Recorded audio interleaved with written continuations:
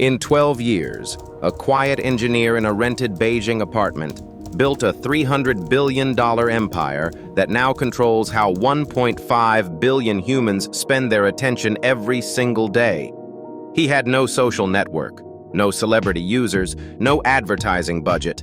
Just one contrarian bet that algorithms, not friends, would decide the future of media. On March 9th, 2012, in a 4-bedroom flat near Beijing's Zhongguancun district, Zhang Yiming sat with 5 engineers and registered a company called ByteDance. Within 6 years, that company would force Mark Zuckerberg into a panic, trigger a United States presidential executive order, and rewrite the rules of global social media. The founder who pulled this off was, by every account, the least charismatic person in the room. Here is the exact strategy that turned a news app into the most disruptive media company of our generation. I am Tycoon Decoded. Today, how Zhang Yiming built ByteDance into a $300 billion empire in 12 years, and why every American tech giant, from Meta to Google to Snap, missed the same shift in human attention for half a decade, while one engineer in Beijing saw it clearly. To understand ByteDance, you have to understand Zhang Yiming. He was born in 1983 in Longyan, a small city in Fujian province. His parents were civil servants. He studied software engineering at Nankai University. Friends described him as introverted, obsessive about books, and emotionally flat in a way that made him weirdly effective at building products. He did not want to be famous. He wanted to be correct. After graduating in 2005, Zhang bounced through a series of startups. He joined a travel search engine called Kuxun. He worked briefly at Microsoft and quit because he found the bureaucracy unbearable. He co-founded a real estate listing site called 99 Fang. None of these were home runs, but every job taught him the same lesson. The Chinese internet was drowning in content, and humans were terrible at finding what they actually wanted. By 2011, Zhang had developed a thesis that sounded boring at the time and revolutionary in hindsight. Search was a dying paradigm. Social graphs were limited by who you happened to know. The real frontier was personalization, a machine that learned what you liked faster than you could and fed it to you on a loop. In 2012, smartphones were exploding across China. Mobile data was getting cheap, and almost every Chinese internet company was busy copying Facebook, Twitter, or Groupon. Zhang looked at all of that and decided to build something nobody was building: a pure recommendation engine. No followers, no friend lists, just an algorithm and an infinite feed. He raised a small seed round, rented the apartment, and got to work. But the bet that would turn a tiny news app into a $300 billion empire was not the obvious one. It was a second decision, made 3 years later, that almost nobody understood at the time. Here is what actually happened. The first product was called Toutiao, which translates roughly to headlines. It launched in August 2012 as a news aggregation app. On the surface, it looked unremarkable.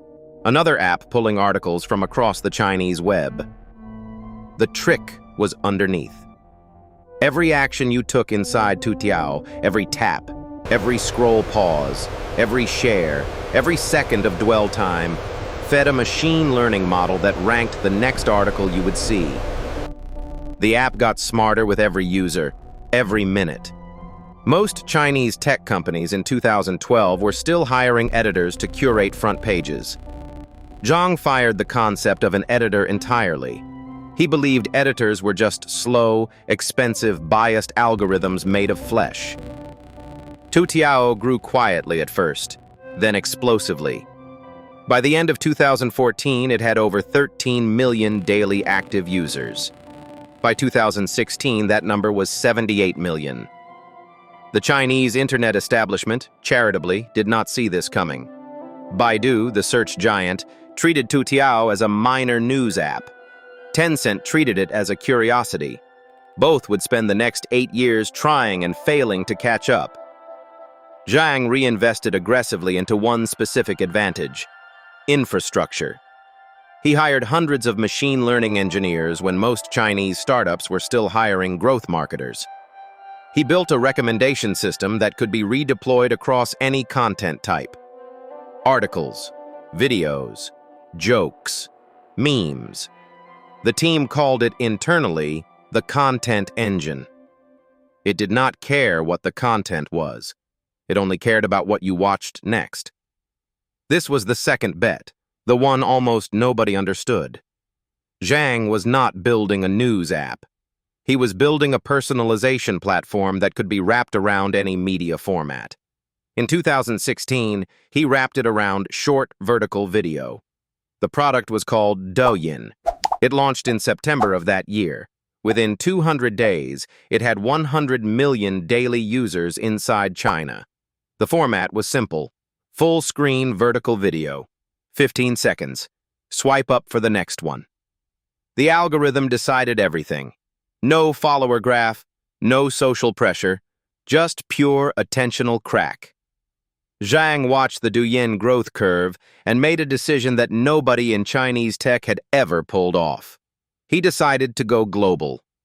So how does a Chinese app cross the cultural firewall that had defeated every Chinese consumer product before it? Zhang's answer was not to translate Douyin. It was to buy the front door. In November 2017, ByteDance acquired a struggling Shanghai-based lip-syncing app called Musical Lie for roughly $1 billion. Musical Lie had something Zhang did not. A base of around 100 million mostly American teenagers, especially teenage girls. It was hemorrhaging money and losing momentum. Zhang's team folded it into a new global product they renamed TikTok in August 2018. Then they did something almost no Chinese tech company had ever done correctly.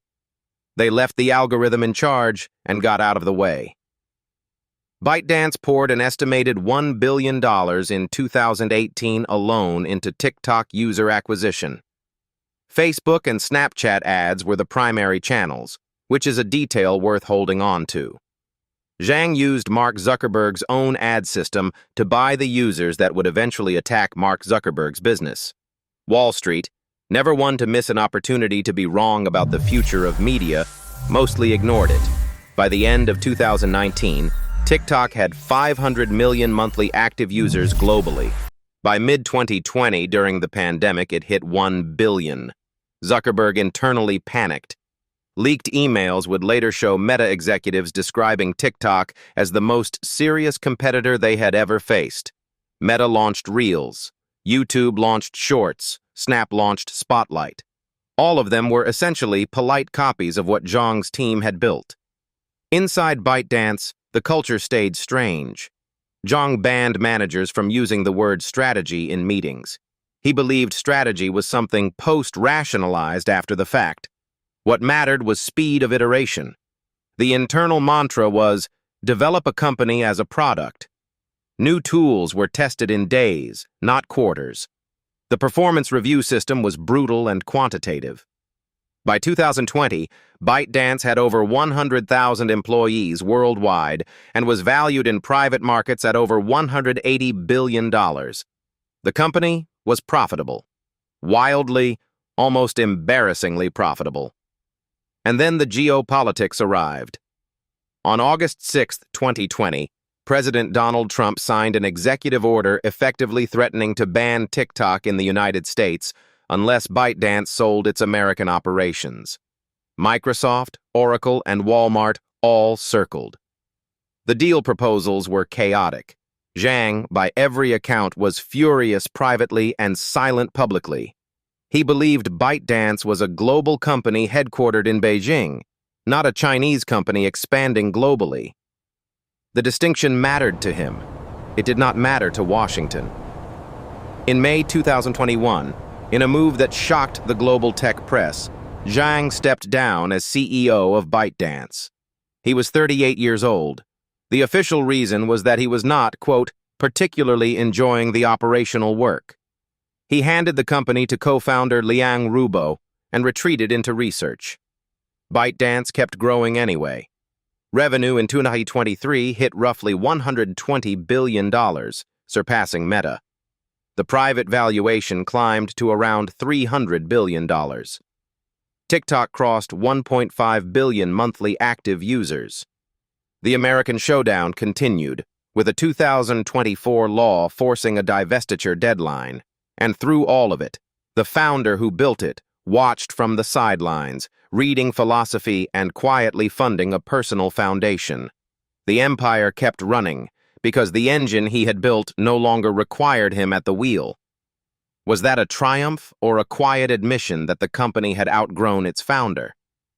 Here is what most people miss about ByteDance. The story is not about TikTok. TikTok is the famous output. The actual product Zhang built was a content-agnostic recommendation infrastructure that could be wrapped around any media format in any country. Toutiao was version 1. Douyin was version 2. TikTok was version 3. Hilo, the failed Indian app, was an experiment. Lemon8, the lifestyle app, is the latest probe. CapCut, the video editor, is the underrated weapon.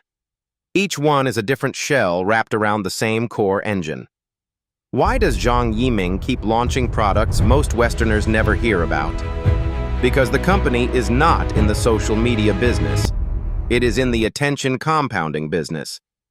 Every additional surface, every new format, every additional country feeds the same machine learning core, which then makes every other product smarter. Meta, by contrast, was structurally trapped inside the social graph. Its core asset was who you knew. ByteDance's core asset was what you watched. One of those assets scales infinitely with data. The other plateaus. That is the asymmetry that almost nobody priced correctly until 2020. And the contrarian insight goes one layer deeper. Zhang understood earlier than almost anyone that the most valuable real estate of the 21st century was not search results, not social feeds, but the next 15 seconds of a human being's attention. He built infrastructure for that real estate. Everything else is downstream. 3 lessons. First, build infrastructure, not features. Zhang did not build a news app or a video app. He built a recommendation engine and then wrapped it in formats. Your competitive moat is the layer underneath your visible product. Second, hire for the bet, not for the present. While competitors hired growth marketers, ByteDance hired machine learning engineers years before it had the data to justify them. The team you build today determines the bets you can place tomorrow. Third, separate the founder from the operator. Zhang stepped back from running ByteDance because he knew the skills that built the company were not the skills that would scale it. Most founders refuse to make that trade. The ones who do build empires that outlast them. Next time on Tycoon. Decoded, how Jensen Huang built NVIDIA into a $3 trillion empire in 31 years from a Denny's booth in San Jose. Subscribe so you do not miss it. The story of how a quiet engineer outflanked every American tech giant is just the warm-up for what comes next.